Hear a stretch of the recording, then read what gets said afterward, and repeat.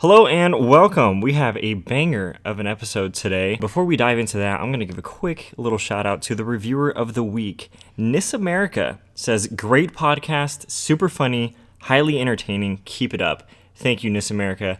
I make these for you. Before we dive into this week's podcast, we have a preliminary little interview, a little guest. We have E-40 here in San Diego. He's geared up and ready to go, and Thank you for your time, and just I can't really be here to do the interview, so I'm gonna have Ivanna step in and actually do the interview. Yeah, we're gonna take it away. Hi, E-40. How are you?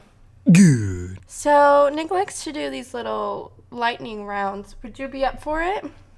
Yep. Okay. So I just have a few questions, okay? And you're just gonna answer them really fast, and we'll just go maybe tops like 5 questions. You ready? Tell me when to go. So tell me about your mom. Mom used to work 3 jobs on the weekends. Oh, cool. Down in Muir Island. So I used to get an allowance. Did you ever get an allowance? Having a roof over my head was my allowance. This might be quite a controversial question, but have you ever pulled a trigger? Yep. Do you have a little Gouda? Nope. This isn't funny. You gonna cross your legs? You gonna fly overseas? Everybody got choices. I choose to get money. I'm stuck to this bread. Oh, I didn't ask a question. Everybody got choices. I didn't ask a question. If you broke, you I ain't like me. didn't ask a question. Nick's coming back. He's here. Bye, E-40. Tell me when to go. And Bye. that's it for the preliminary interview. Let's get to the podcast. Hello and welcome. It is a beautiful, calm day in the sunny Santa Monica. This is the Nickolas Natali Show. I am your host, Nickolas Natali. Each week I meet with individuals that have found life hacks or strategies to live a more fulfilling life. Today on the show we have the one and only Amy Kniss. Hi. Hi. We're just gonna be telling stories today.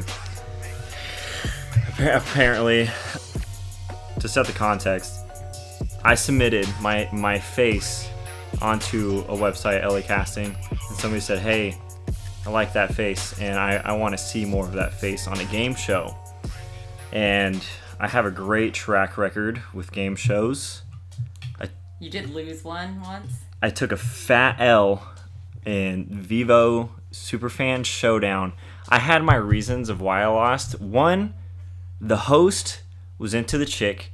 There was some vibes going on, and I couldn't get in between the sexual tension between them. That's probably not as explicit as it really was, or not as intense as I'm explaining it. I think that's a better way to say it. But this time around, I was hopeful. I was feeling good.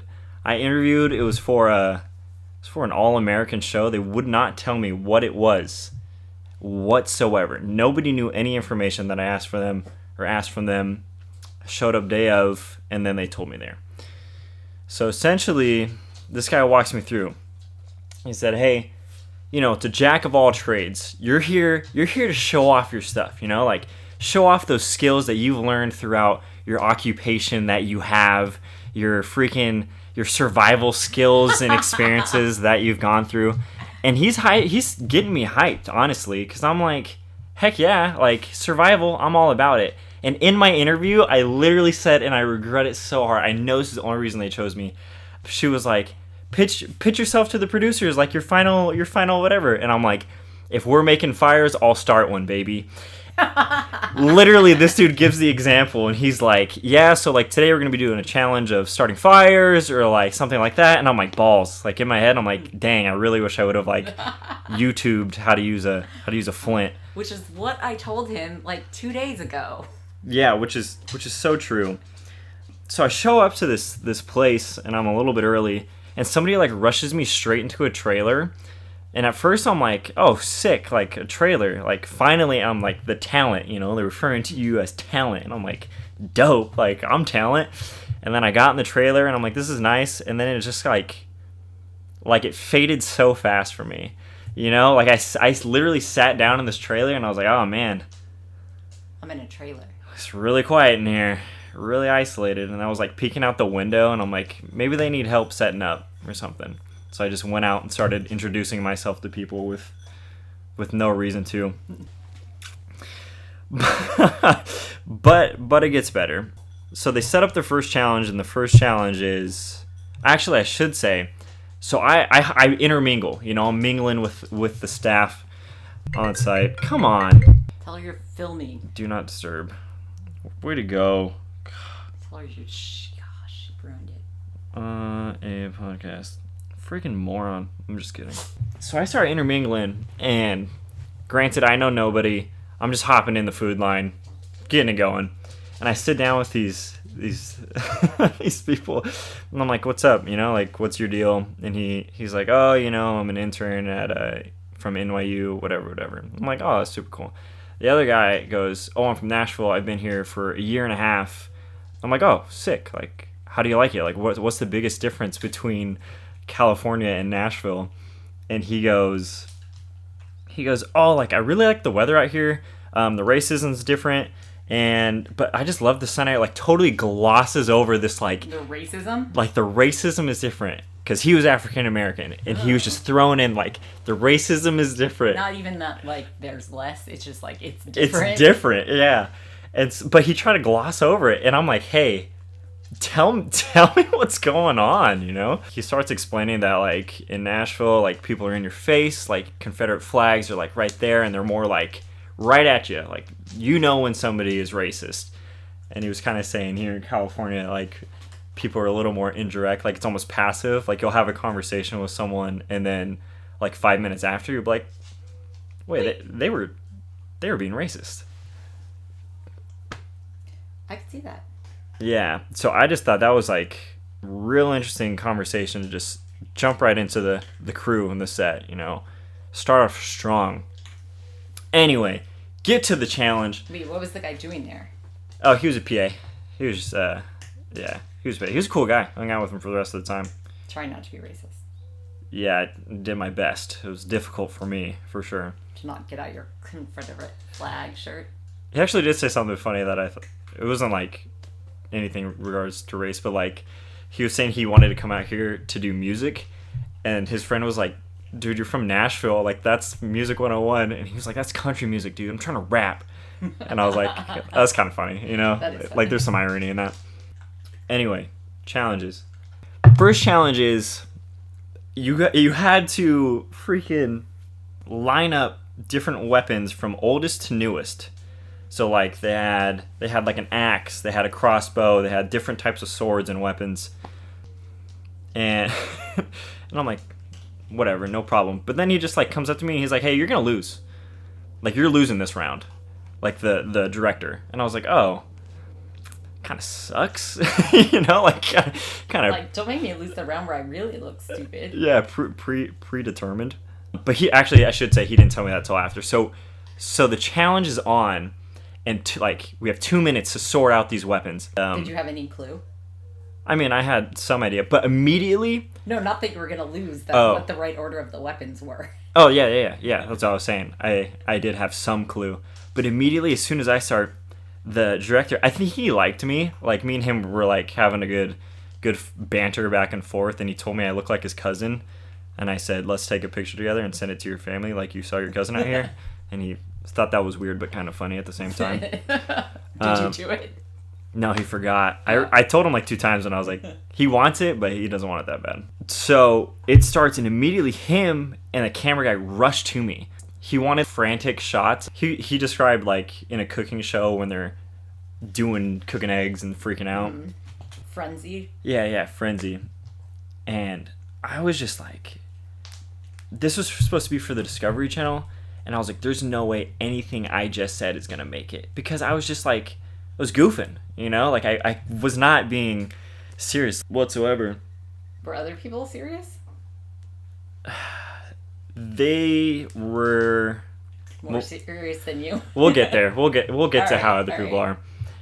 So like, he rushes up to me, and I'm just like winging it. I'm like, I can definitely tell this was a sword passed down from different dynasties. Like, this is definitely like passed down from emperor to emperor, so this is pretty old.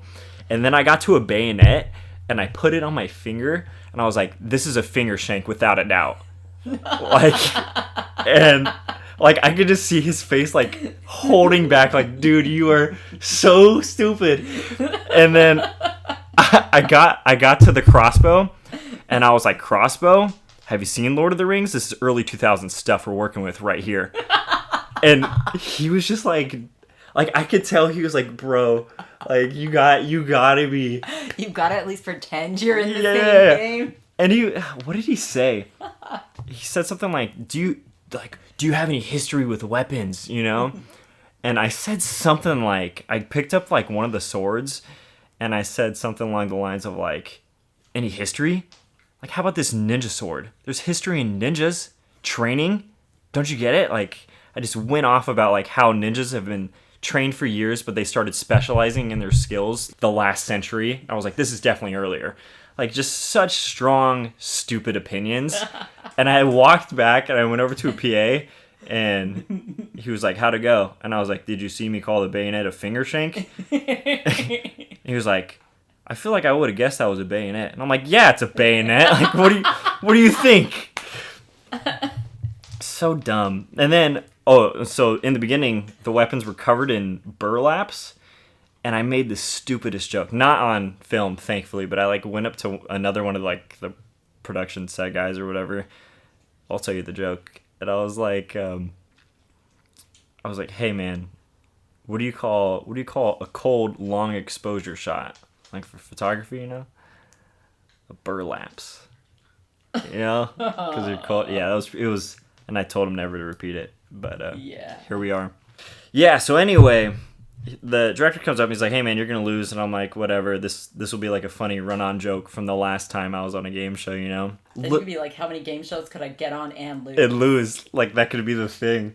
That could be when you get famous. You'd be like, he was on 500 game shows and lost every single one of them. Terrible game show contestant. But little did I know, we have the roast master of a host. I swear to goodness, this guy toasted me. Just freaking roasted me so hard for no reason. Oh, except that all the things that you said were ridiculous. But he didn't hear that, you know? Are you sure he didn't have an earpiece in somewhere? You're right. He was probably...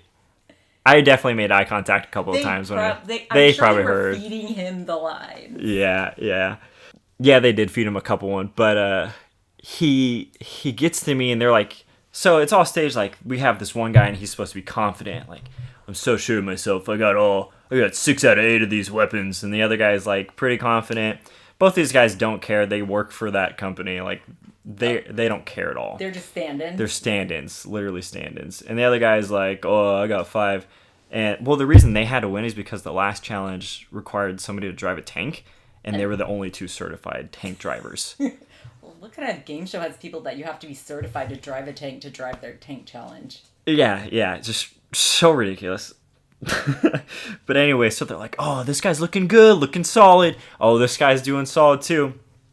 And then there's another contestant too, and I'll get to him. But they get to me, and this guy's like, Nick, surprisingly, only got the first and the last one right. You gotta remember, it's everything in between too, brother. And I'm like, he's like, and then he says something like, should have studied up on your history of weapons. You have no know-how. Because, like, the show is called Know-How. And I was like... Oh, that's funny. I was just standing behind the cameras, like, not able to say anything. Just, like... And he was just going off. Like, they did that. They didn't repeat any other lines except for the one where they just toasted me. Just, like, only the first and last. And just ad-libbed another, like, but nothing in between. You're no good. Like, and I'm just like, dude... Freaking idiot. And then they get to the other contestant, and they made it seem like he got like barely beat me. They only let me get 2 right out of 8, so it's like wasn't like I was really. Wait, they didn't let you, or you didn't let you? They literally moved the weapons into a specific order. Okay. But there was like shots of me moving them and stuff like that, and they like. Okay, I get it. Yeah, they, like, pumped this other guy up. And then I have, like, this scene where I'm walking out, like... Super mad. But they were like, just walk out. So, like, I was just kind of, like, casual. I was kind of, like, I wanted to flip the table. Like, I wanted to get pissed, you know? Like, that would have made me feel great. Just to, like, get pissed at all these weapons and be like, oh, first is last. I'm going to make you be the last one. And I'm first, whatever. Just go off on the host or whatever. But, I, like, in the back of my mind, I was like, they're going to sell this to Discovery or the History Channel. And guaranteed. Nobody wants you to be that. Yeah. Yeah, that's not the right character. They want somebody that cares about weapons and knows Civil War history and stuff. Yeah. But I had to share that trailer once that other contestant showed up. And so we both get mic'd up, and this guy's like telling me stuff like right away. And the first thing I'm thinking is, I'm not going to say jack, because the sound guy's listening, you know? Like, come on. And he goes off of like, he's like, yeah, man, I've been trying to make it in the hosting field for about 20 years. He wants to be the host of the show? He wants to be a host of a show, I guess. He was wow. He was older. He was 49. But he looked really young. Looked good for his age. But he's like, yeah, the last hosting gig I got, took a coffee edible right before. Dude, I was talking and I was sweating. And the whole time I'm like, dude, you're just feeding the sound guy information. Like, that's a crazy thing to say right after you got mic'd. And then he like starts talking about like he got into puppetry, like really deep into puppetry, and he like made a web series of puppetry. And then he was just like, then I realized puppet people are weird, and I stopped. I'm like, I'm gonna get out of this trailer, man. You're freaking me out, dude. So it was like a really close, intimate room too. We're just taking off our clothes together. I'm like, I just met this guy and he's talking about his puppets. But I'm not dissing puppetry at all. Like, I think puppets are impressive. Yeah, it's really impressive stuff. But the way he presented it was weird, strong, to say the least. I guess that's it. I guess that was kind of my whole deal. Like, I only had the first challenge, and then I had to stay there in case that other contestant got hurt. The one driving the truck? No, the other guy that was in my trailer, because he was the only other not stand-in guy. Oh, okay. Because they were going to do the fire starting one next. And they're like, if this guy gets hurt building a fire, like, we're just going to redo it and swap you in. And I'm like, real competitive stuff we got going on here. Anyway, this is going to be like a nice segue, I'm hoping. They do this whole fire starting thing, and this, like, everybody's sweaty. It's hot. They're sweaty. They're just like, you know? And one of the hosts comes up to me like after and like, aren't you glad you like didn't have to do the fire starting challenge anyway? Like, aren't you glad or whatever? And I was like, well, if I didn't get roasted in this challenge, you guys already roasted me in the first one, so I feel pretty okay about it.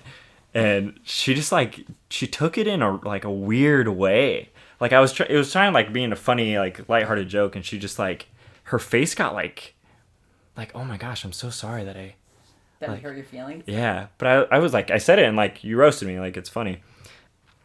Yeah, and I was just gonna segue that into like, that's something I have been learning lately in general. In comedy, in just normal interactions, like, I can't control other people's response to things.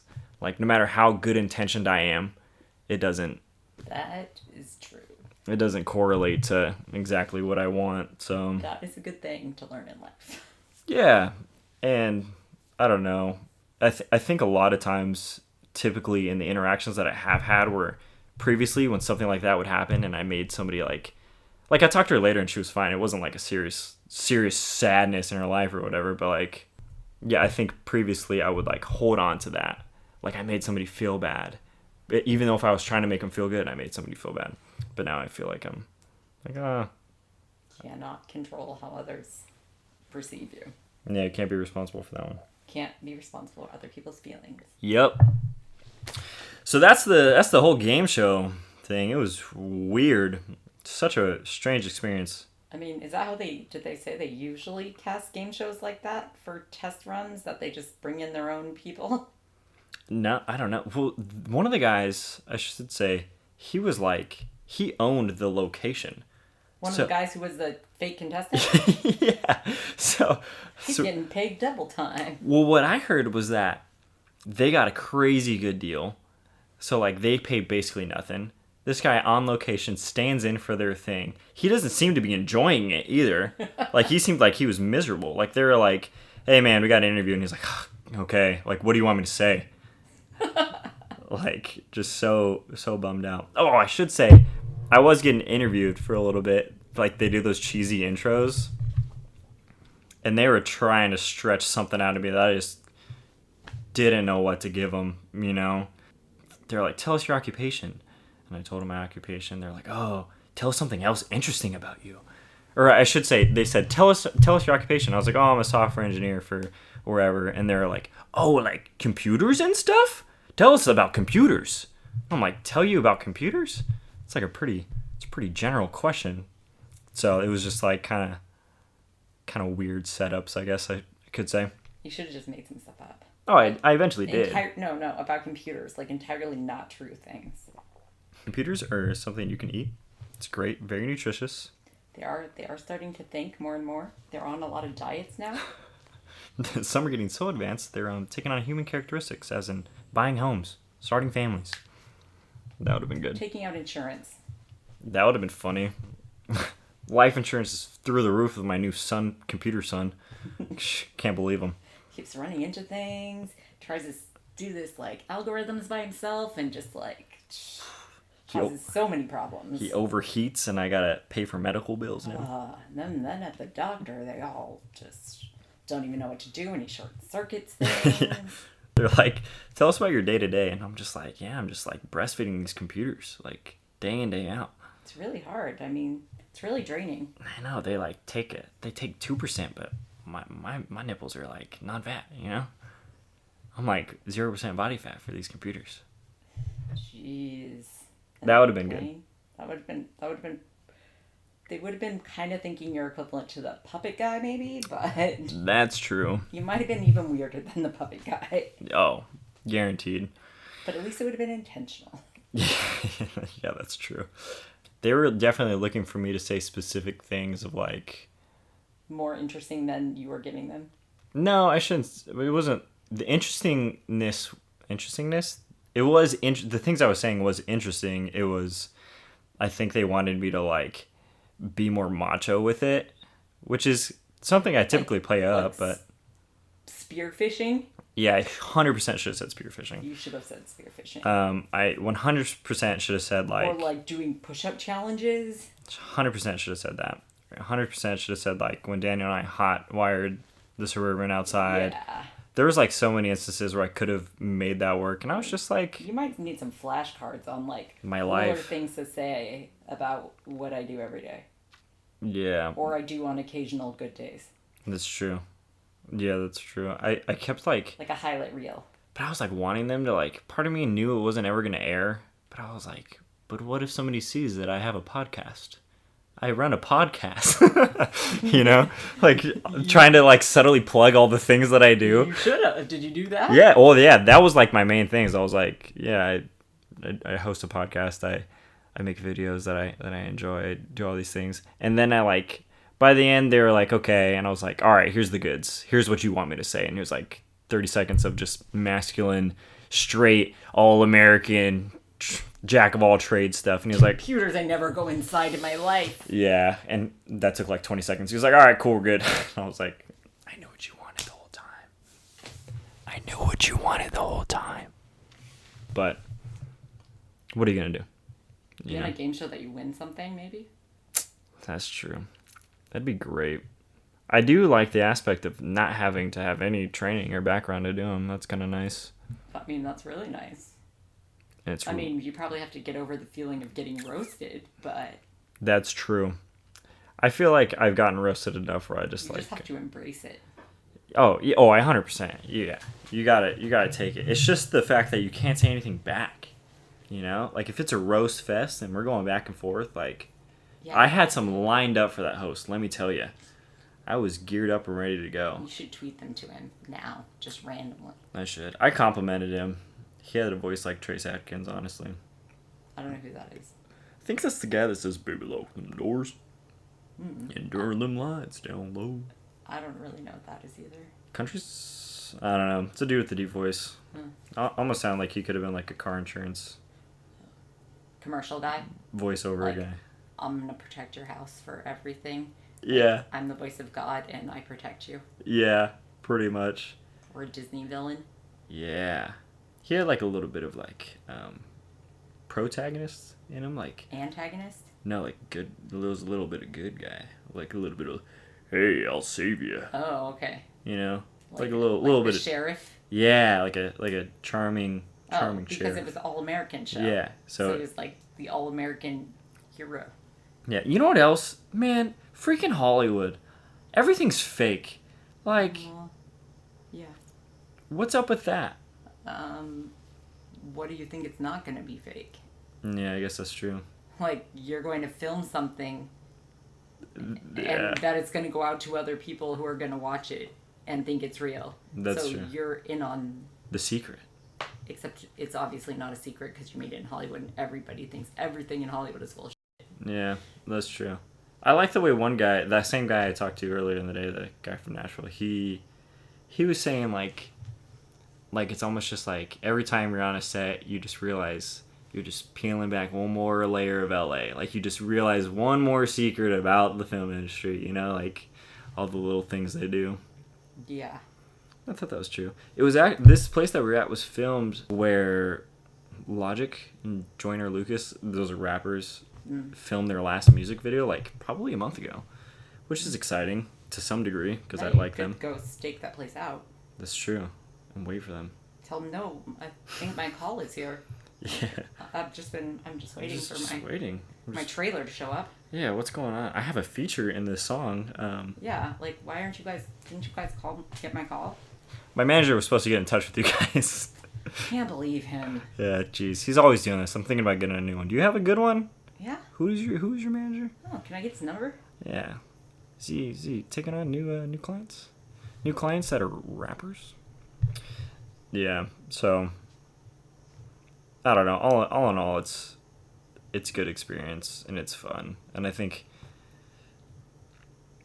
like I learn more about like being on set and things like that, but I think I learn more about how to present myself to others in that situation too, because like immediately as soon as I was out, I was like, sick. Now I can start working and picking up C-stands and setting up the next set, and I'm like, they didn't ask me to do that, you know? And I'm like carrying sandbags and stuff, and now I've like printed this image in their head. This guy is an actor, but he's doing PA work, you know? And I think I thought this guy's an actor and he's working hard to make the show successful. Like he's doing what it takes, the work that, you know, I don't think anybody's above, but it's not my role. And I think that took some credibility away from my acting. I really did. Really? Even afterwards? Like doing it after? Yeah, and I was kind of shocked by that. Maybe that was just the set, because I was under the impression like if you work, because when I see other actors on other sets, I don't ever see them picking up anything, and that's just being honest. And they don't have to, you know, it's not their role. But I'm always like, dang, if one of them did, I would be impressed, like because a lot of times they need it. So I was trying to do that, but like I think one of the, who must have been like a producer or something, was kind of like poking fun at the fact that I was helping the PAs because they're beneath him. And maybe that was just one guy's perception of it, but I mean, that's yeah. I mean, in any industry where every single job title has some specific exact role, I guess it gets probably easy for people to think, oh, well, I'm over that role. I'm better than that. That's how I got out of that. Mm-hmm. So why should I have to do anything? Rather than like, this is a team and we're all on the same team. But maybe that happens more once it's a show or once it's a movie and you're all working together, rather than this thing who's not cast. A one-off. Yeah. A little bit more where then, yeah, you're part of the team and you're not too good to help them as the actor. But, yeah. I don't know. I mean, I guess you make a good point that you also can't, which is another thing I've been trying to be aware of, you can't try to fit a mold of somebody else. You can't try to pretend to be someone you think someone else will like. Does that make sense? Yes. Like you should just be yourself or be real sense. Fake in the way you like. Yeah, there you go. At least like yourself. And I think I am more comfortable knowing that I help the PAs do the extra tasks. Then just sit and watch. Then have that guy say whatever. Yeah.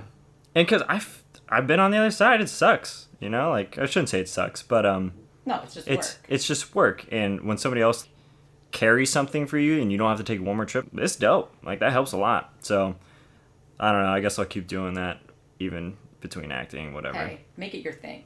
Yeah, make it a brand. Hey, that guy's always helping. I mean, I'm sure people say that about Keanu Reeves. I mean, people love him. I mean, he's helping everybody. He's the internet's boyfriend. He's about to be my boyfriend. You wish. Once I tweet him. Keanu, how about me and you? You didn't even know who he was until last week. No. That's true. Keanu Reeves. Who is Nick has never seen The Matrix. I haven't. Yep. John Wick. I haven't. Speed. I haven't. Point Break. I haven't. No, I've seen the new one. Yeah, but that doesn't count. Mm. Bill and Ted. I have seen Bill and Ted's Awesome Adventure, Outrageous Adventure. I haven't seen Gladiator. Or it's Wayne's World. That's what it's called. I have seen Wayne's World. I've seen, there's multiple, he's right? He's not in Wayne's World, huh? He's in Bill and Ted's. Yeah. Keanu Reeves, if you'd like to be a guest on the Nickolas and Natali show, we'd love to have you. Love to have you. Love to have you. You can meet me at any public library. Yes. Or maybe even try surfing, since Nick doesn't know how to surf. I've gone before, though. He's willing to fall for you. Oh, that was good. I like that one. Felt so. Yeah. There's another topic I want to discuss. You get to choose. Do you want deep or light? Light. Dang it. Man, I love it. I don't want to talk about Jesus. It wasn't gonna be about Jesus. It was gonna be whatever. I'll save it for the next episode. Freaking yeah, I wanted to touch base on this. I'm doing a social media cleanse, as you know, as you've been informed. I'm doing 30 days, and I'm on day 8. And the first day, I'm gonna tell you. They say it takes 3 days.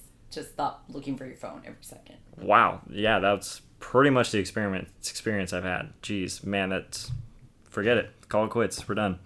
The first day, yeah, I checked Instagram once, and I was like, that's whatever. But I'm gonna say I'm not good yet, because the second day I found a new social media. I made LinkedIn my social media for the day, and I was just pounding LinkedIn, you know, and I was just messaging everybody on there. And I'm like, what am I doing?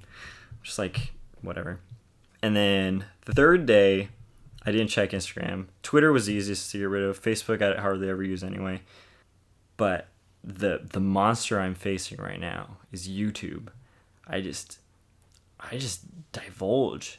Because I said it would be okay. I don't think that's the right word.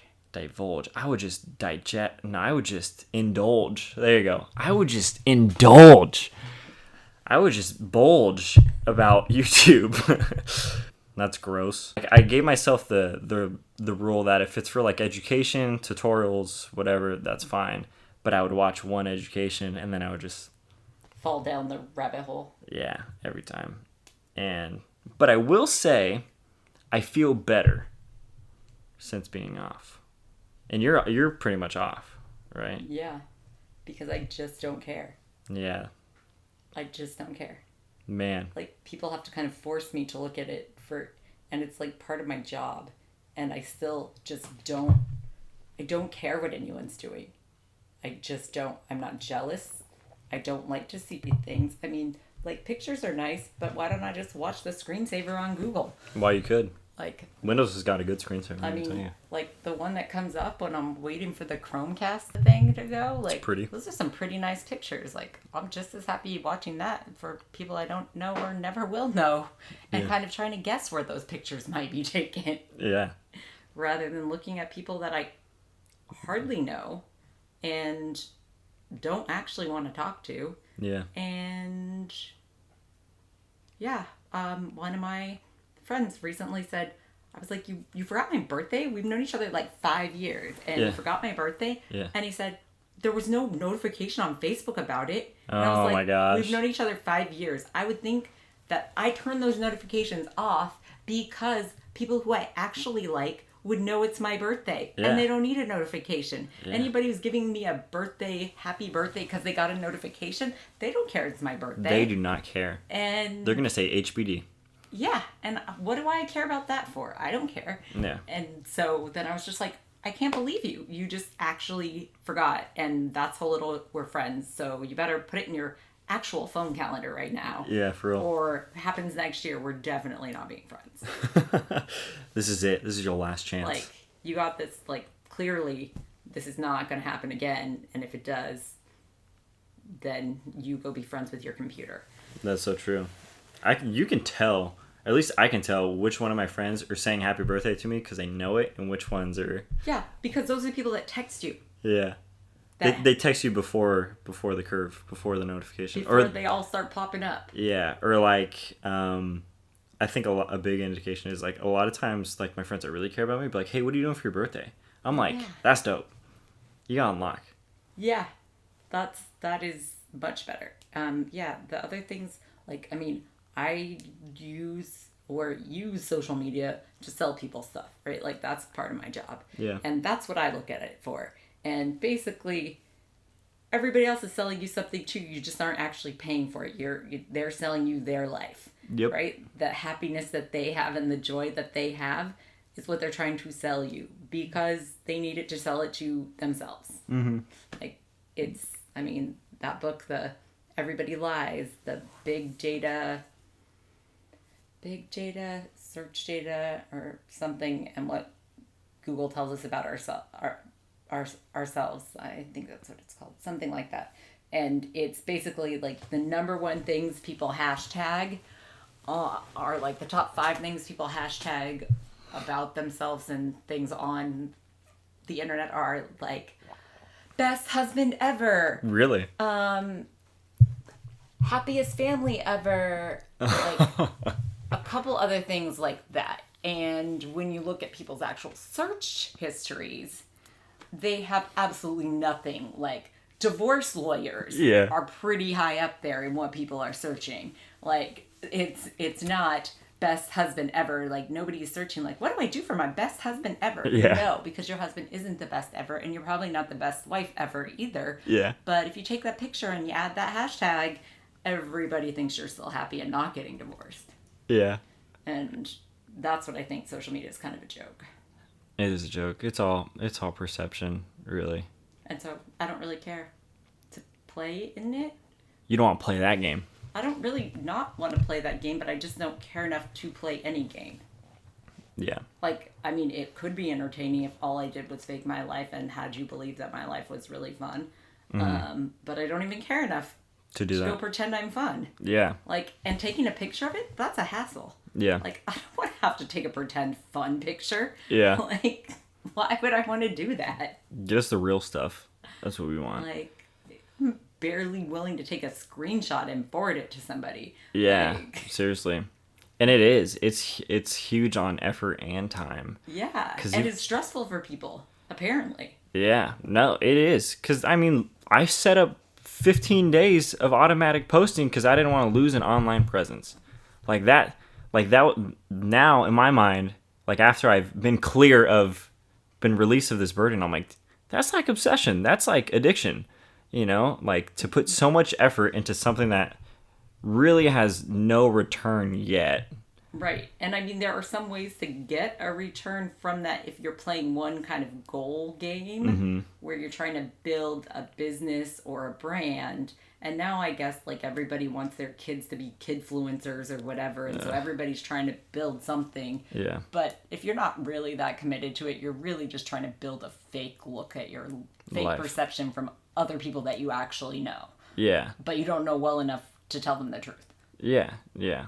And it's funny the conversations you have, or at least the ones that I have when I was like posting legitimately and people like ask like, how was that one thing you did in your life? And I'm like, man, like that means you and I don't talk as much as we should. Like the only thing you know is about stuff I post.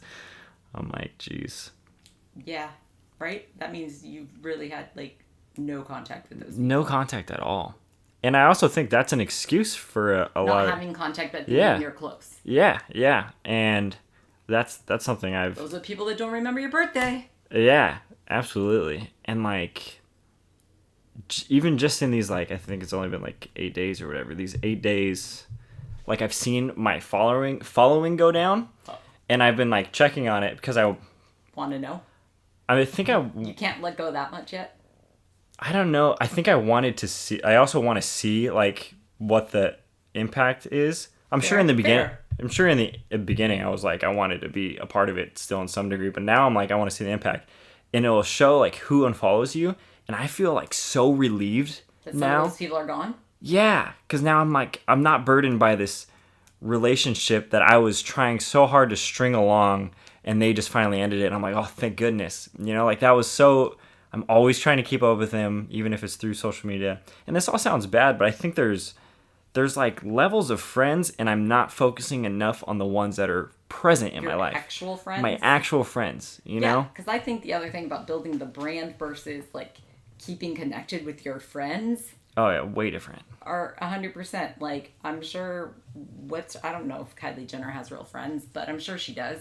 I'm sure she does. And she probably texts those people. She probably doesn't post her stuff from Instagram as her way to communicate with those people.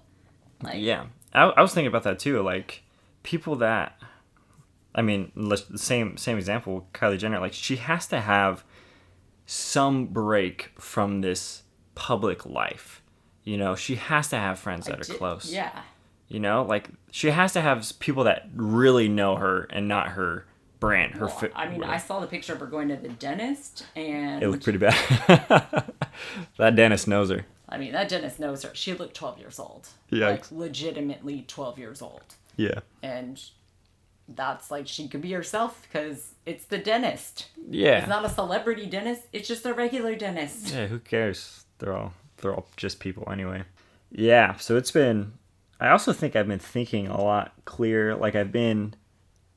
one of my original hesitations, or what do I say? One of my original reasons to get off of social media was because I like couldn't think of ideas. Like, I wasn't being as creative. I felt bogged down because you were paying attention to too many other random things. Yeah, like I felt it was beyond the point of distraction, and it was just straight consumption of things that didn't matter, other people's lives that you don't actually care about or know. Yeah, and it was just taking up space in my mind. But now I feel like I'm being creative, you know? Now I feel free from that. You're not always trying to be somebody else. Yeah. Or be as good as somebody else is being at pretend being themselves. Yeah. Yeah, definitely. Yeah, and I think I think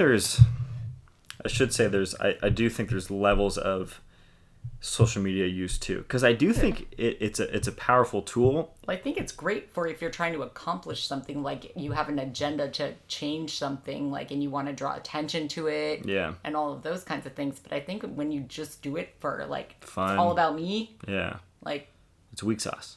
Yeah, like I think it's a super powerful tool for like a lot of the podcasts that have gotten set up have been through social media and just meeting people online. And I think that's cool, like, to connect with new people in different communities. Like, that's really powerful. But I mean, that is even what, like, couch surfing. Oh, yeah. Or couch surfing. Yeah, and there's another one called, like, something vacay like that. But those are social media platforms. Like, and they started whole movements, and I think, like, basically that was a communication thing, saying like, hey, I'm coming here, like, somebody gonna, like, whatever.